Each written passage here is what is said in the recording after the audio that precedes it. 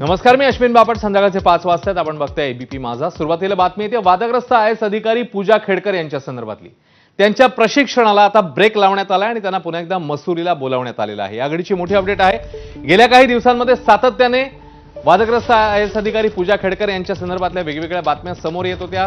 त्यांच्या आईने एक पिस्तूल घेऊन हातात शेतकऱ्याला धमकावल्याचं प्रकरणही समोर आलेलं होतं आणि आता या सगळ्याच्या पार्श्वभूमीवर त्यांच्या प्रशिक्षणाला ब्रेक लागतोय.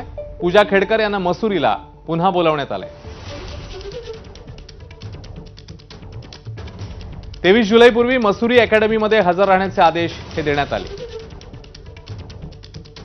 गेल्या काही दिवसांमध्ये सातत्याने वादग्रस्त आयएस अधिकारी पूजा खेडकर चर्चेमध्ये आहेत. मग प्रमाणपत्र असतील, त्यांची वैद्यकीय प्रमाणपत्र असतील, याशिवाय त्यांनी त्यांच्या खासगी गाडीवर लावलेला दिवा असेल, त्यांनी केबिनचा धरलेला आग्रह असेल आणि या सगळ्या पार्श्वभूमीवर आताची अपडेट येते त्यानुसार त्यांच्या प्रशिक्षणाला ब्रेक लागतोय. मसुरीला त्यांना परत बोलावण्यात आलंय. नेमकं काय घडतंय? मंदार गोंजारी आपले प्रतिनिधी आपल्या सोबत आहेत, त्यांच्याकडनं अधिक जाणून घेऊ. मंदार. अश्विन, आपण गेले काही दिवस जे सांगतो आहोत त्याच्यावरती एका अर्थाने शिक्कामोर्तब झालेला आहे.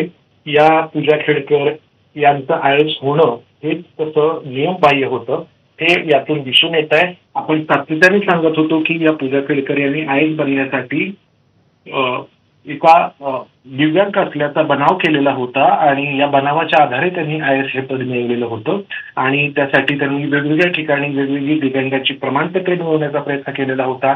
त्यांचं जे नॉन क्रिमिनल सर्टिफिकेट आहे ते देखील खोटं होतं आणि त्याचबरोबर इतर अनेक गोष्टी त्यांनी अशा केलेल्या होत्या की ज्या एका आयएस अधिकाऱ्यांकडून अपेक्षित नाहीत. आता एका अर्थाने त्याच्यावरती शिक्कामोर्तब होतोय. त्यांना मसुरीला परत बोलवण्यात येत आहे.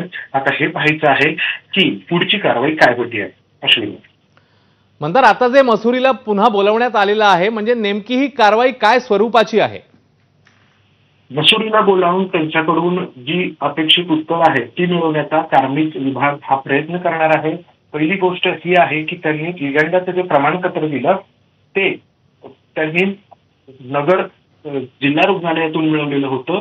ते त्या अर्थाने बनावट केलेली होती. त्यांनी नाव बदललेलं होतं स्वतःचं आणि ही सगळी माहिती गेले काही दिवस कार्मिक मंत्रालय महाराष्ट्राच्या प्रशासनाकडून, मग पुणे जिल्हाधिकारी कार्यालय असेल किंवा अहमदनगरचं जिल्हाधिकारी कार्यालय असेल किंवा राज्याच्या पोलीस महासंचालक रश्मी शुक्ला असतील यांच्या मार्फत गोळा केली जात होती आणि ही सगळी माहिती मसुरीच्या प्रशिक्षण केंद्रामध्ये कार्मिक मंत्रालयामध्ये पोहोचल्यानंतर हे पाऊल उचलण्यात आलंय असं आपल्याला म्हणावं लागेल. परंतु पाहणं हेच आहे की या सगळ्या कृत्यामध्ये पूजा खेडकर यांना ज्यांनी साथ दिली त्यांच्यावरती काय कारवाई होणार. अश्विन. मंदार, एक पत्र जे आता आपण एबीपी माझाकडे आलेलं आहे त्या पत्राचा नेमका मजकूर काय आहे? कारण त्यांना ते पत्र जे आहे ते पूजा खेडकर यांनी ऍड्रेस केलेलं दिसतंय. नेमका मजकूर काय आहे त्या पत्रामधला?